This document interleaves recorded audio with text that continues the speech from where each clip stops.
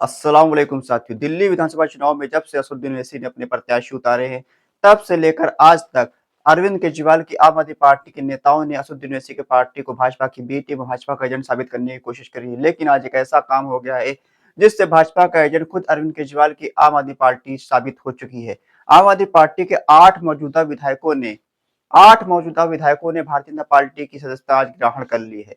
ऐसे में जो लोग भाजपा का एजेंट असदुद्दीन ओवैसी साहब को बताते थे, आज उन लोगों के मुंह बंद हो चुके हैं और उन लोगों को समझ नहीं आ रहा किस तरह से भाजपा का एजेंट असदुद्दीन ओवैसी को कहें, क्योंकि उनकी ही पार्टी के 8 विधायक टिकट कटने की वजह से भारतीय जनता पार्टी में शामिल हो गए। अभी तो ये शुरुआत है, आने वाले दिनों में और भी आंकड़ा बढ़ सकता है, लेकिन असदुद्दीन ओवैसी की पार्टी का कोई भी नेता भारतीय जनता पार्टी में नहीं गया है, इसकी गारंटी लेते हैं असदुद्दीन ओवैसी।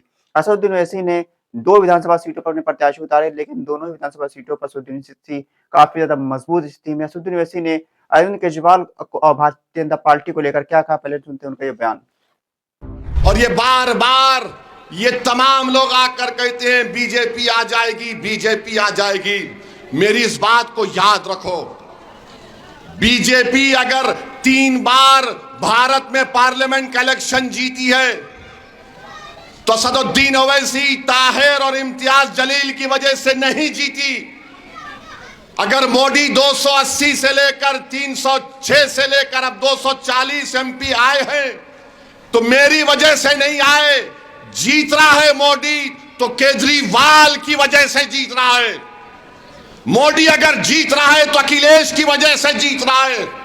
मोदी अगर जीत रहा है तो तेजस्वी यादव की वजह से जीत रहा है। मेरी वजह से नहीं जीत रहा, तुम्हारे वोट की वजह से नहीं जीत रहा। अरे वोट डालने वाले अखिलेश के, वोट डालने वाले केजरीवाल के, वोट डालने वाले तेजस्वी यादव के।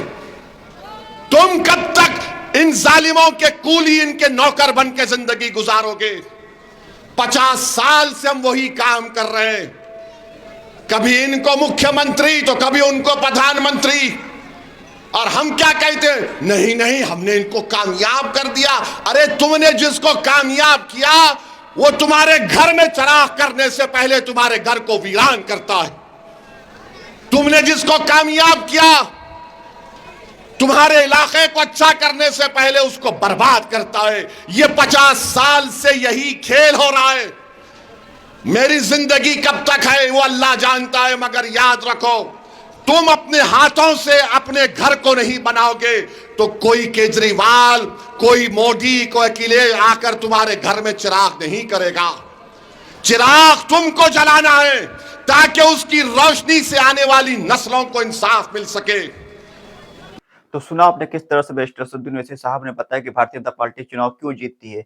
आखिर भारतीय जनता पार्टी चुनाव जीतने की वजह अरविंद केजरीवाल है, अखिलेश यादव है और तेजस्वी यादव है, कांग्रेस पार्टी, ये सब लोगों की वजह से भारतीय जनता पार्टी चुनाव जीतती है। लेकिन इल्जाम लगता है तो असदुद्दीन ओवैसी के ऊपर, उनकी पार्टी के ऊपर, जो महज 2 सीटों पर अपने प्रत्याशी उतारे हैं।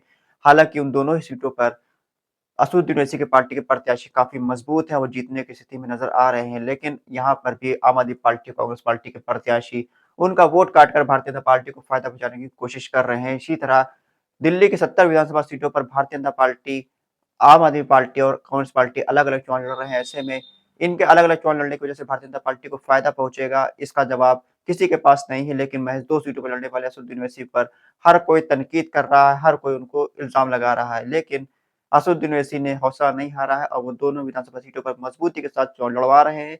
और इस बार दिल्ली के विधानसभा चुनाव के अंदर असदुद्दीन ओवैसी की पार्टी का खाता खुलता हुआ भी नजर आ रहा है। साथियों, आपको क्या राय है कि असदुद्दीन ओवैसी के दिल्ली विधानसभा चुनाव में खाता खुलेगा या फिर असदुद्दीन ओवैसी एक बार फिर से हार कर रह जाएंगे? अपनी राय हमको कमेंट बॉक्स में जरूर दें। खुदा हाफिज।